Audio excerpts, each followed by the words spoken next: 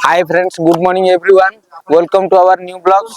बर्तमान आज आम सकाल सकाल जलखिया करने प्रिय सहकर्मी मान सहित जाऊँ। समस्ते अच्छा केवल राजीव सार को आम अपेक्षा करूँ।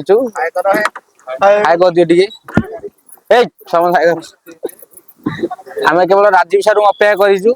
जगह सार व्यस्त विवृत हो सारे, भोक भी प्रबल है कारण ऑलरेडी सार मैडम 5टार उठी जाऊँगी। बहुत विलंब है यथाशीघ्र जे आम जलया केमी करूँ से विषय बर्तमान चिंता करूँ। आगु चलो देखा कौन हो रेडी एबे आमे जाउछु बर्तमान खाइबा पे सिंदूरिया आउ सारे आपण जीवाक रेडी अछन तो। हाँ सर हम समस्ते रेडी खाली राजीव सर को अपेक्षा रे अछन। हम राजीव सर को खाली अपेक्षा रे अछु। राजीव सर भी आछंदी सारे फुल रेडी। देखिबा देखिया कोन केमिति हिची खाइबाटा हैं हौ आमे गले सेठी बर्तमान पर देखिया केने कोन सब खाइबा हिची। आज आमे जाउछु मु ऑलरेडी 50 टका रे चा बिस्किट खाइ देछि। एमाने मते छडेबे बोली प्लानिंग रे अछंदी। देखिया मु तो दबार नाही ए जगह सर जहा देबे देबे मु दबार नाही। हां देखि पारुथुवे हमर अबे सर माने चलिले हमें बुलेट बाबू को सहित जाउछु। काहे काहे काहे काहे देखिया सेठी जाई कोन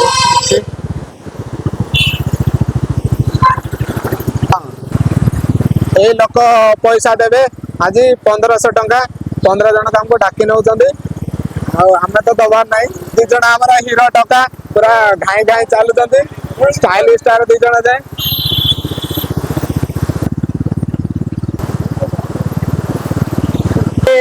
मिस्टर परफेक्ट सर खाइबारे भी परफेक्ट, कथाबार्ता परफेक्ट, ड्रेस कोड भी परफेक्ट, सब जाए परफेक्ट।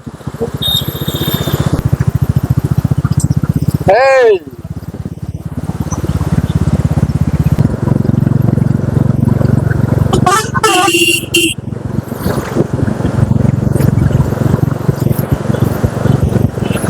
कुआडे नब हे आ केते दूर नब सांग ने देखि पारथु। ए 2 जन हमको 100 मीटर कहि कहि 100 किलोमीटर नहीं जीवा मते लागुची टिफिन करिया पई। जने पूर्व दिगरे आछंती आ जने पश्चिम दिगरे, जने कटक रा जने बरमपुर बदे कटक पहुंचेबे आ 500 मीटर 100। हां हां बर्तमान आम डेस्टिनेशन रे पहुंच जातु जो माने जाके आम बहुत अपेक्षा करूँ। बहुत जोर से भोक भी है। आमर ब्रह्मपुर आपने जानी पूरा ओडिशा रे ब्रह्मपुर जलखिया बहुत स्वादिष्ट मिले। आउ ता भीतर नयागढ़ बर्तमान आमर साउथ नयागढ़ घड़ुआ सिंदुरिया घड़ुआ ठारे टिफिन बर्तमान टिफिन सेंटर अच्छी। आमर ब्रह्मपुर 2 जन हजबैंड वाइफ ये टिफिन सेंटर खोल बहुत बढ़िया टेस्टी। आसतु टेस्ट करें केमती कौन लगुच।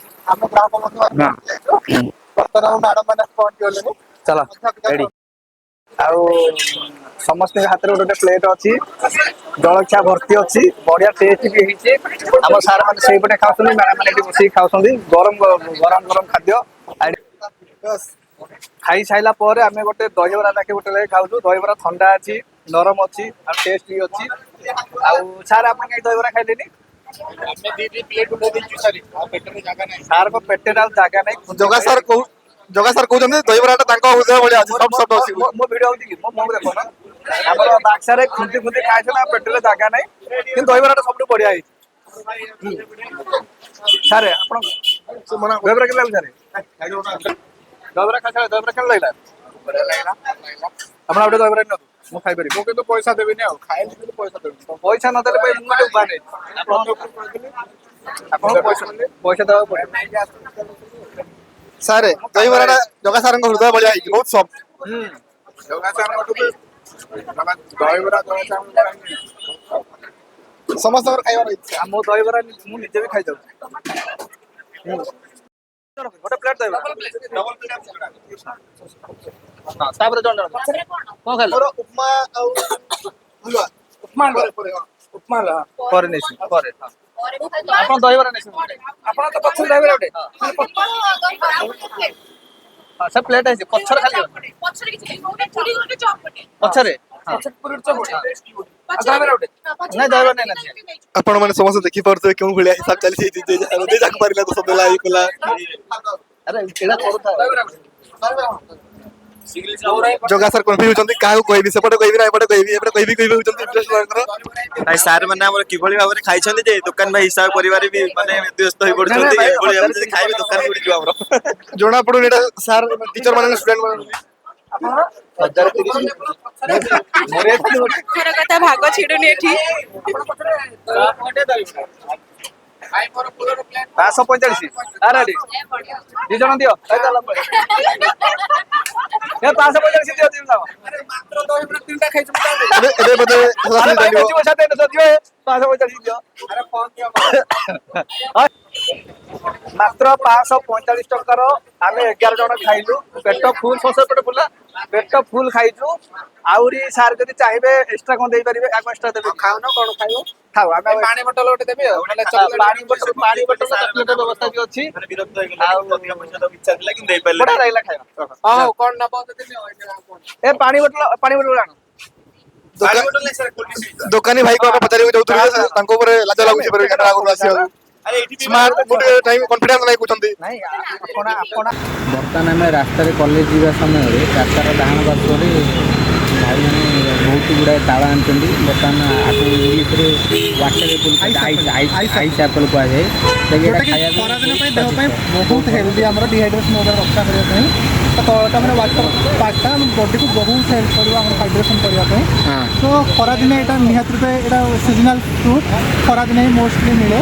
ଆପଣ ଚେଷ୍ଟା କରନ୍ତୁ ଆଟଲିଷ୍ଟ ଯାହା ହେଲେ ବି ଖାଇବାକୁ ଆମ ଟ୍ରାଡିସନାଲ୍ ଜିନିଷ ମାନେ ଧୀରେ ଧୀରେ ତାଳ ଗଛ ଚଢ଼ାଳି ନ ମିଳିବା ଠୁ ତାଳ ଗଛ ଆପଣ ବି ଜାଣିବି ଥିବେ ତାଳ ଗଛ ଆମକୁ ଘଡ଼ଘଡ଼ି ବିଜୁଳି ଦାଉରୁ ଏବେ ଗଭର୍ଣ୍ଣମେଣ୍ଟ ବି ଚେଷ୍ଟା କରୁଛି ବହୁତ ସାରା ଲଗାଇବା ପାଇଁ। ତାଳ ଗଛ କାଟିବା ପୂର୍ବରୁ ଆମକୁ ପରମିଶନ ପରମିଶନ ନେବାକୁ ପଡ଼ିବା ନିହାତି ଜରୁରୀ। ତେଣୁ ଆପଣମାନେ ନିଜ ନିଜ ଭାବରେ ତାଳ ଗଛ ଲଗାନ୍ତୁ ତାଳ ଖେଳନ୍ତୁ ଖରାଦିନେ ଆର ଏନ୍ଜୟ ନିଅନ୍ତୁ। ଆର ବି ତାଳରେ ବି ଆମର ବହୁତ ଗୁଡ଼ିଏ ପର୍ବପର୍ବାଣି ଆମେ ବହୁତ ବ୍ୟବହାର କରୁ ତେଣୁ ନିହାତି ରୂପେ ସମସ୍ତେ ତାଳପତ୍ର ଖରାଦିନେ ଆଟଲିଷ୍ଟ ଖାଇବା ନିହାତି ଦରକାର।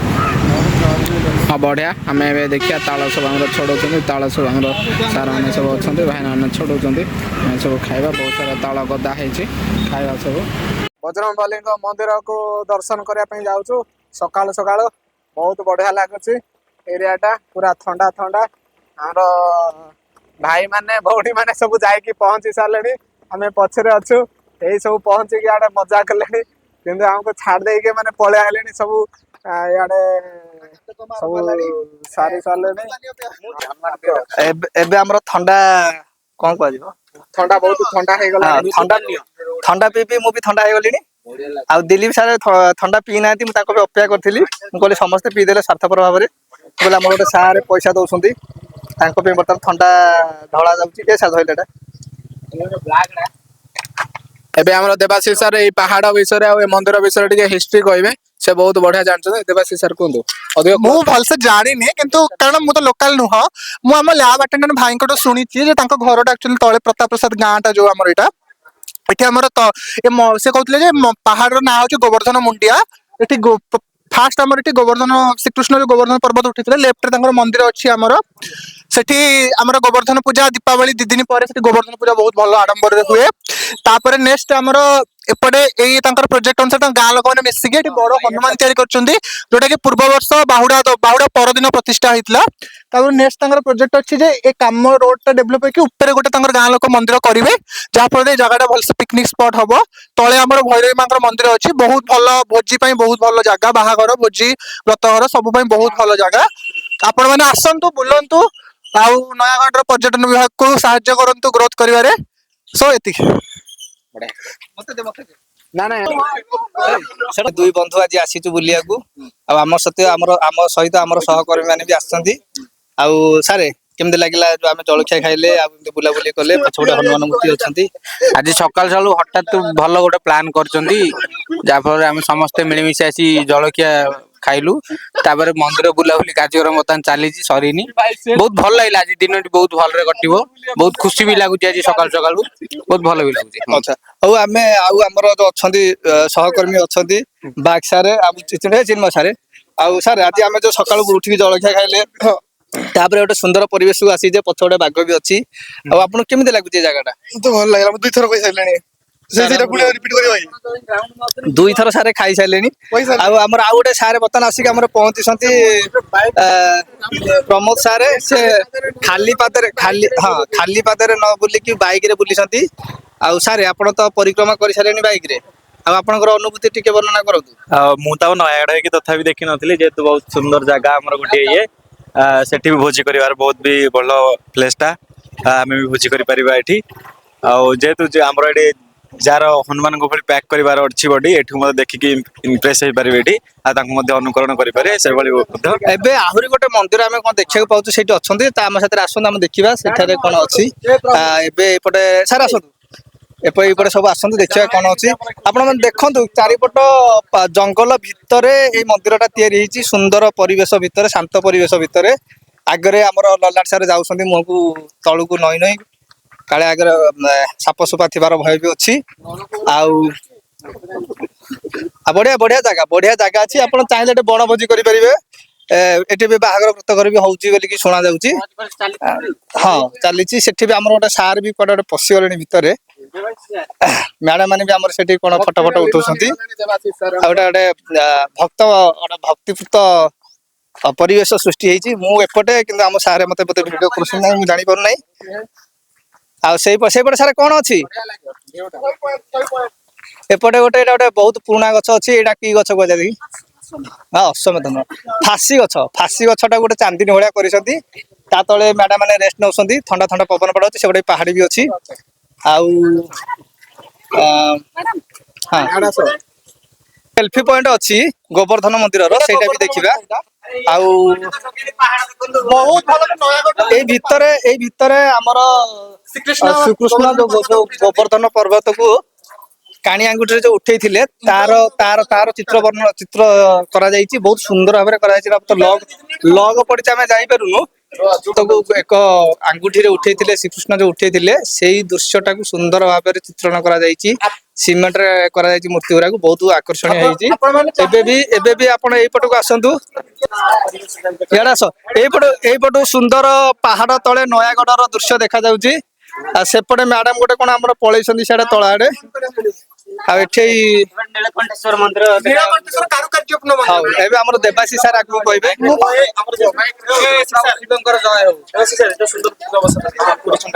ଗଙ୍ଗାଧର ମେହେରଙ୍କର ଭାଷାରେ ସୁନ୍ଦର ତୃପ୍ତିର ଅବସାଦ ନାହିଁ, ଯେତେ ଦେଖୁଥିଲେ ନୂଆ ଦିଶୁଥାଇ।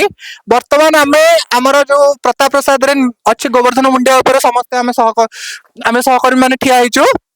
One type of selfie point. ପୁରା ନୟାଗଡ଼ ଟୋଟାଲ ବୋଥ ଲୋୟର ରୁ ହାୟର ଯାଏ ଆମର ପାହାଡର ଭ୍ୟୁ, ନୟାଗଡ଼ ସହରଟା ଯେତେ ହାଇରେ ଟିକେ ଅଛି ତାର ଭ୍ୟୁ ବଗେରା, ଷ୍ଟେସନ ବଗେରା। ତଳେ ଆମର କାରୁକାର୍ଯ୍ୟପୂର୍ଣ୍ଣ, ଅତି ସୁନ୍ଦର କାରୁକାର୍ଯ୍ୟପୂର୍ଣ୍ଣ ନୀଳକଣ୍ଠେଶ୍ୱର ମହାଦେବଙ୍କର ମନ୍ଦିର ରହିଛି। ଆଉ ଏଠି ଗୋବର୍ଦ୍ଧନ ପୂଜା ଆମର ଆପଣ ମାନେ ଚାହିଁଲେ ପ୍ରତିବର୍ଷ ଆମର ଗୋବର୍ଦ୍ଧନ ପୂଜା ଯୋଉ ଅନୁଷ୍ଠିତ ହୁଏ କାର୍ତ୍ତିକ ମାସ ଶୁକ୍ଳପକ୍ଷ ଦ୍ୱିତୀୟା ତିଥି, ଦୀପାବଳିର ଗଲା 2 ଦିନରେ ଆପଣ ମାନେ ଆସିକି ଏଠି ପହଞ୍ଚି ପାରିବେ। ବହୁତ ବଡ ମହୋତ୍ସବ ଲାଗେ। ଗାଁ ଲୋକମାନେ ଏକତ୍ରିତ ହୋଇକି ଆରାମସେ ଖାଇବାର ମଧ୍ୟ ବହୁତ ବ୍ୟବସ୍ଥା ହୁଏ। ଆପଣ ମାନେ ଆସିକି ଏଠି ଏନ୍ଜୟ କରିପାରିବେ। ଆଉ ଭଲ ପିକନିକ, ଡିସେମ୍ବର ମାସରେ ପିକନିକ ପାଇଁ ଜାଗାଟା ବହୁତ ଭଲ, କାରଣ ମୁଁ ବି ନିଜେ ଦେଖିଛି ଏଠି ଭୋଜି ପାଇଁ ବହୁତ ଭିଡ ହୁଏ। ଏଠି ଧୀରେ ଧୀରେ ଗାଁ ଲୋକମାନେ ପାଣି ସୁବିଧା କରିଦେଲେଣି। ଆପଣ ମାନେ ନିଶ୍ଚିତ ଭାବେ ଏଠି ଆସି ପହଞ୍ଚିବେ। ସକାଳୁ ବର୍ତ୍ତମାନ ଆମର ଯୋଉ ଯାତ୍ରା ଆରମ୍ଭ ହେଇଥିଲା, ଜଳଖିଆଠୁ ଆରମ୍ଭ କରିକି ମନ୍ଦିର ବୁଲାବୁଲି କାର୍ଯ୍ୟକ୍ରମ ଥିଲା, ସେଇଟା ବର୍ତ୍ତମାନ ଆଜି ଆମର ଶେଷ ହୋଇସାରିଛି। ବର୍ତ୍ତମାନ ଆମେ ଆମର କାର୍ଯ୍ୟସ୍ଥଳରେ ଯାଇ ପହଞ୍ଚିବୁ। ସେଥିପାଇଁ ଏମିତି ଆମ ଯଦି ଆଗକୁ ଆହୁରି ଭିଡିଓ ଦେଖିବାକୁ ଚାହୁଁଛନ୍ତି, ତାହେଲେ ଆମର ଏଇ ଚ୍ୟାନେଲଟିକୁ ସବସ୍କ୍ରାଇବ, ଲାଇକ୍ କରନ୍ତୁ ଏବଂ କମେଣ୍ଟ କରନ୍ତୁ। ଏବଂ ଆମର ସବସ୍କ୍ରାଇବ କରିସାରିଲା ପରେ ଆପଣ ବେଲ୍ ଆଇକନ ବଟନଟିକୁ ଦବାଇବେ। Thank you. ଠିକ୍ ଅଛି।